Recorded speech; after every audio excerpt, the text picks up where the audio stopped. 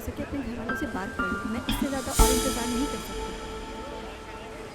और अगर जिम से पूछो तो हर चीज़ का सबब सिर्फ मेरा कंट्रोल करना है। अब देखो वो 3 दिन के लिए इस्तांबुल गया, फिर जब वो अचानक वापस आ गया मुझे हैरत हुई। मैंने पूछा कि क्या हुआ, इतनी जल्दी आ गए। ये लीजिए आपकी कॉफी, शुक्रिया बेटा। एंजॉय करें। अल्लाह खुश रखे। आप भी एंजॉय करें दादी। मेरा पूछना ऐसा लगा उससे जैसे हिसाब मांग रही हूँ मैं। अब क्या उसने गलत समझ लिया? हाँ बिल्कुल, उसने बहुत ही गलत समझ लिया। यानी मुझे भी कुछ दिन से शक हो रहा था कि जिम मुझे धोखा दे रहा है, मगर मैंने इस तरीके से नहीं पूछा था उससे। मैं तो सच में देखकर परेशान थी कि आखिर हुआ क्या है। ये रहा आपका ऑर्डर। शुक्रिया। मुझे कुछ भी समझ नहीं आ रहा कि मैं आपको बताना कहाँ से शुरू करूँ। हाँ, खुद से शुरू करो बेटी, तुम उस घर का सुतून हो। देखो, पहले तुम्हें खुद को संभालना होगा, अपने आप को तलाश करना होगा। हाँ, बात सुनो, कल से तुम अपने लिए वक्त निकालोगी, समझ आई? ऐसा करने से तुम्हें सुकून मिलेगा और सारी परेशानियां खत्म हो जाएंगी। ये फातिमा का तजर्बा है। लेकिन अगर इतना फारिग वक्त मिल गया तो मैं करूँगी क्या, बताए ना। मुझे क्या पता, वो काम करो जो तुम्हें पसंद है। अब तुम शादी से पहले क्या करती थी? वैसे शादी से पहले जो मेरे शौक थे वो सब पीछे रह गए। यानी अब मुझे ये भी याद नहीं कि मुझे क्या पसंद था, किस चीज़ से खुशी होती थी। सब कुछ भूल चुकी हूँ मैं फातिमा साहिबा। तुम्हें बहुत जल्द पता लग जाएगा कि तुम्हें क्या पसंद है। वहाँ पर एक बोर्ड लगा हुआ है, उसे जाके देखो जरा। हो सकता है कि उसे देख के तुम्हें कोई पुराना मशगला याद आ जाए अपना बेटी। जाओ। चलिए देख ही लेती हूँ फिर।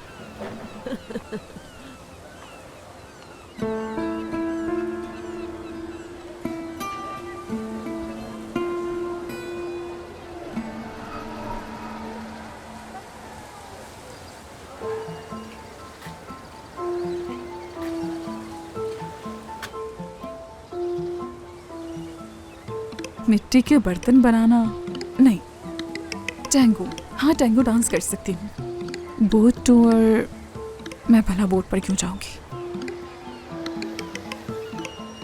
जानवरों के लिए मैं पहले भी काम कर चुकी हूँ बहुत। योगा और मेडिटेशन क्लास। जब तक आप खुद को नहीं ढूंढ लेते तब तक आप दूसरों के लिए रोशनी नहीं बन सकते। बिल्कुल ठीक कहा। ये हाँ, मुस्कुराहट आ गई ना चेहरे पे। कुछ याद आया ना? आई देखे जरा, लगता है ये पैगाम मेरे लिए ही लिखा गया है। जब तक आप खुद को नहीं ढूंढते आप दूसरों के लिए रोशनी नहीं बन सकते। बहुत अच्छे भाई। फिर किस बात का इंतजार है, शुरू करो ये रोशनी फैलाना। क्या मतलब अभी? हाँ बिल्कुल। तो फिर आज ही बात करनी चाहिए ना मुझे? जरूर बेटी। ठीक है, मैं आपको गले लगाना चाहती हूँ। आज मेरी बच्ची। शुक्रिया। पिक्चर ले लेती हूँ मैं इसकी। ठीक है।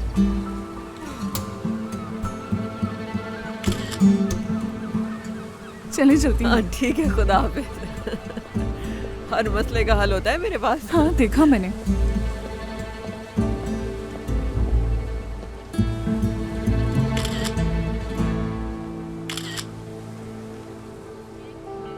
मैं चाहती हूँ फिर उनसे मुलाकात करके जो भी होगा आपको बताऊंगी। हाँ जाओ। हाय, आपका सच में बहुत बहुत शुक्रिया। फिर आना, दोबारा जरूर आना। ठीक है, मैं कॉल करूंगी। ठीक है, चलिए, खुदा हाफिज। ठीक है, खुदा हाफिज।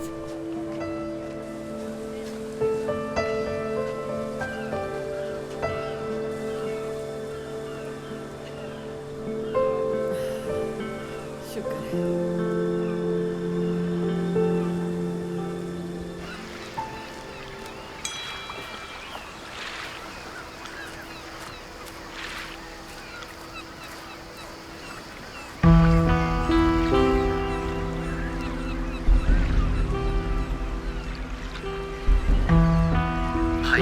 वर्दा साहिब आई थी, बीच में जाने की बात कर रही थी।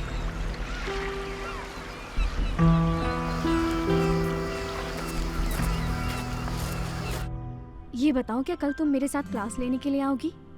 ट्राइजेमिनल नर्व, जिसे नर्वस ट्राइजेमिनस भी कहते हैं, पाराक्रैनियल नर्व में से 5वीं और सबसे बड़ी नर्व है। चेहरे की हिस्सी सलाहियत चबाने और काटने जैसी हरकत फराहम करती है। तुमने मेडिकल के स्टूडेंट्स को हिलाकर रख दिया है आयशा। तुम वाकई बहुत ज़हीन हो। जहानत की वैसे 8 किस्में होती हैं, मगर ऐसी कोई चीज नहीं होती जो मेडिकल के स्टूडेंट्स को हिला दे। ज़हीन तो बस ज़हीन होते हैं। आई एम सॉरी, ये हमारी क्लास से ही है क्योंकि पहले इनको कभी देखा नहीं। नहीं, ये तो अभी हाई स्कूल में है, लेकिन ये जो भी पढ़ती है, जो भी देखती है, इसका दिमाग उसे महफूज कर लेता है। मेरी ये दोस्त सुपर जीनियस है।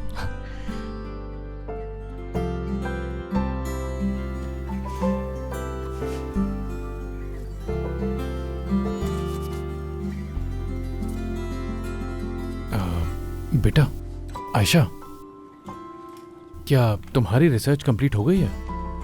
मुझे अभी तक बीमारी का पता नहीं चला बाबा। हमें थोड़ी देर और रुकना होगा यहाँ, क्योंकि आपकी अलामतें काफी सारी बीमारियों से मिलती हैं। अलीजान, क्या तुम हमें थोड़ी देर अकेला छोड़ोगे? इस तरफ और आगे।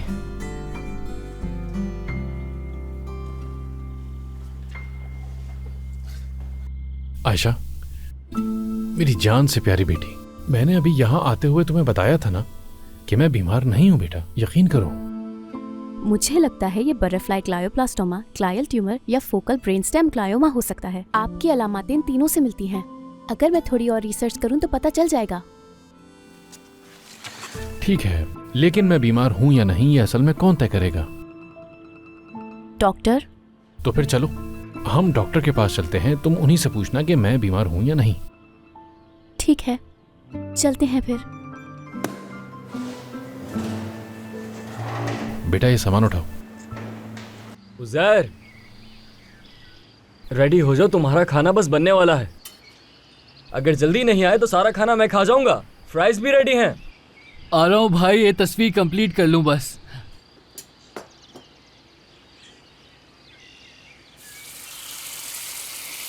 असगर,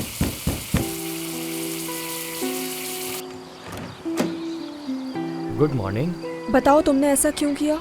मीरो की शिकायत क्यों की? इसका मतलब तुम मिलने गई थी मीरो से? हाँ गई थी, लेकिन बात को घुमाओ मत तुम। तो फिर मुझे भी तो मसला पता चले कि तुमसे बर्दाश्त क्यों नहीं हुआ। बात यह है कि तुम किसी बात को समझते नहीं। तुमने ऐसा क्यों किया?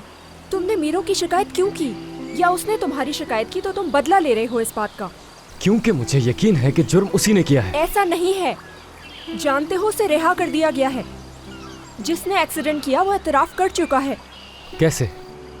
काश तुम पहले सच जानते और फिर ऐसा कदम उठाते। सब छोड़ो, ये करने से पहले तुमने पूछा तक नहीं। मैं तुम्हें असल में पहचान ही नहीं सकी कि तुम हो कौन। तुमने मेरे पीछे ये सब किया। तुमने मुझे मायूस किया है असगर। असल चेहरा क्या है तुम्हारा? आखिर कौन हो तुम? असल असगर कौन है? तुमने ठीक कहा। तुम जो मुझे समझ रही हो मैं बिल्कुल वैसा ही हूँ। काम और बातें तुमसे छुपाता हूँ। बेहतर है हम दोनों एक दूसरे से ना मिलें, ठीक है?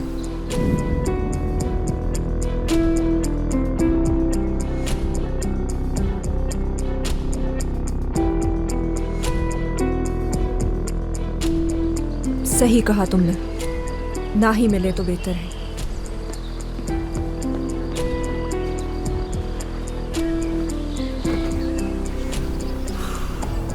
बहुत बोझ डाल दिया मेरे कंधों पे आपने चिमन कर।